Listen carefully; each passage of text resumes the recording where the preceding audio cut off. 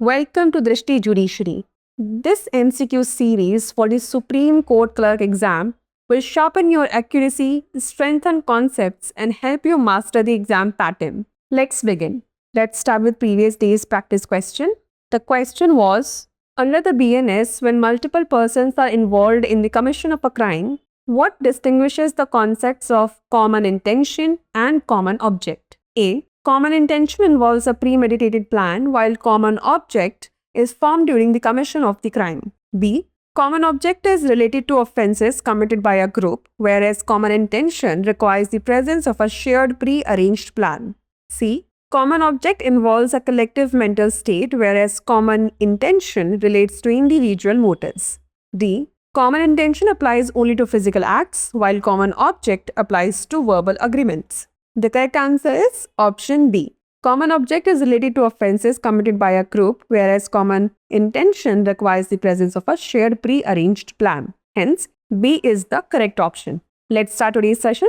The first question is, in the case of Biswajit Das versus Union of India, the appellant, a development officer at the Life Insurance Corporation of India, was convicted for fraudulent activities under both the Indian Penal Code 1860 and the Prevention of Corruption Act 1988. The appellant appealed against his conviction and sentence. The Supreme Court addressed several key issues in the case. Which of the following statements correctly describes the court's ruling?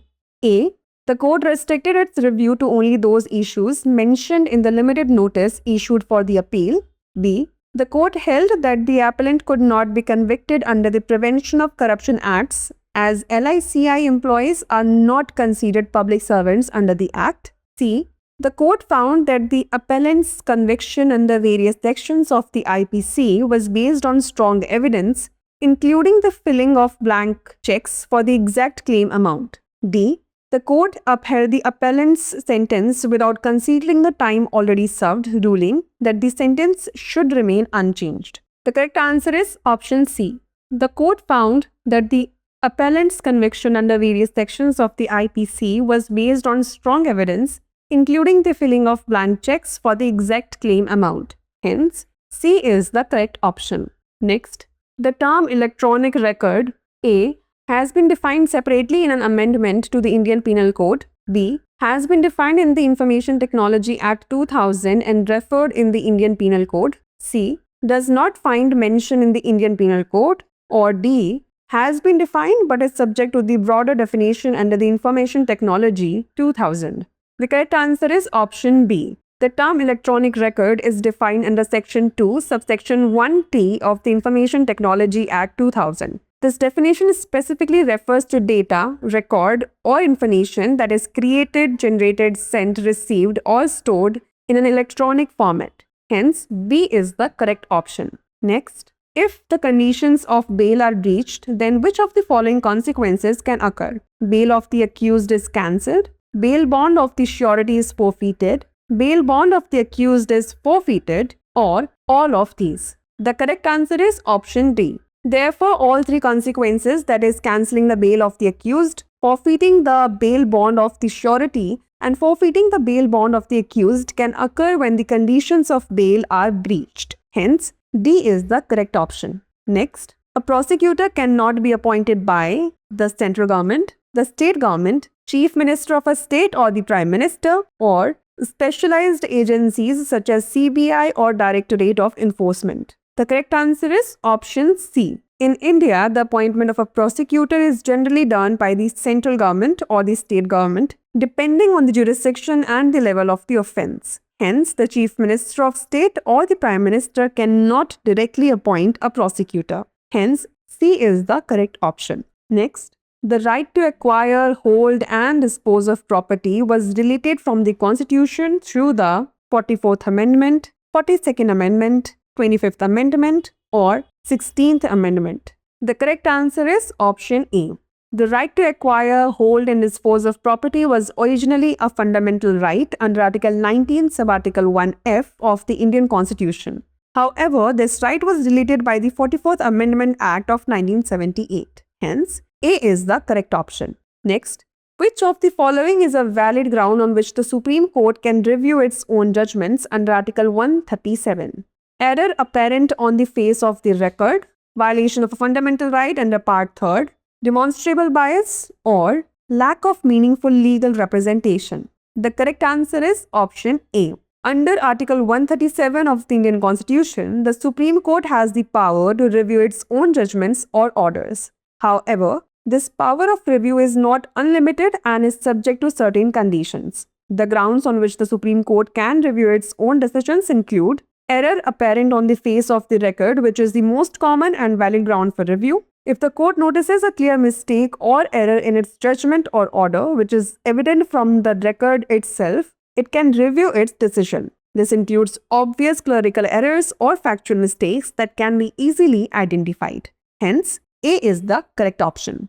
Next, where the period of limitation expires on a day when the court is closed, the court may take cognizance on the last working day of the new commencing week, suitable day fixed by the court, deposit of the prescribed in that behalf, or day on which court reopens. The correct answer is option D. As per Section 4 of the Limitation Act 1963, if the period of limitation for filing a case expires on a day when the court is closed, the time for filing is extended until the court reopens. This provision applies when the court is closed on the last day of the limitation period, such as on holidays or during a recess. In such cases, the court may take cognizance of the matter on the day it reopens. Hence, D is the correct option.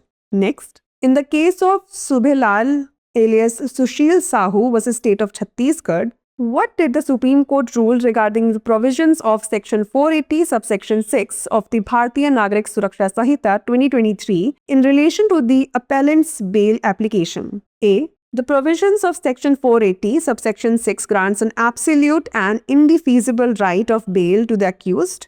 B. The provisions of Section 480 subsection 6 are mandatory and must be followed in all cases. C. The provisions of Section 480 subsection 6 do not grant an absolute right to bail, but the court must consider specific factors such as the cause of trial delay, tampering with evidence, and the likelihood of abscondence. D. The accused is automatically entitled to bail after 60 days if the trial has not concluded. The correct answer is option C. The provisions of Section 480 subsection 6 do not grant an absolute right to bail, but the court must consider specific factors such as the cause of trial delay, tampering with evidence, and the likelihood of abscondence. Thus, Section 480 subsection 6 requires the court to carefully consider the overall circumstances surrounding the case rather than granting automatic bail after 60 days as suggested in some of the other options. Hence, C is the correct option. Next, in the case of Anathula Sudhakar vs. P. Bucci Reddy,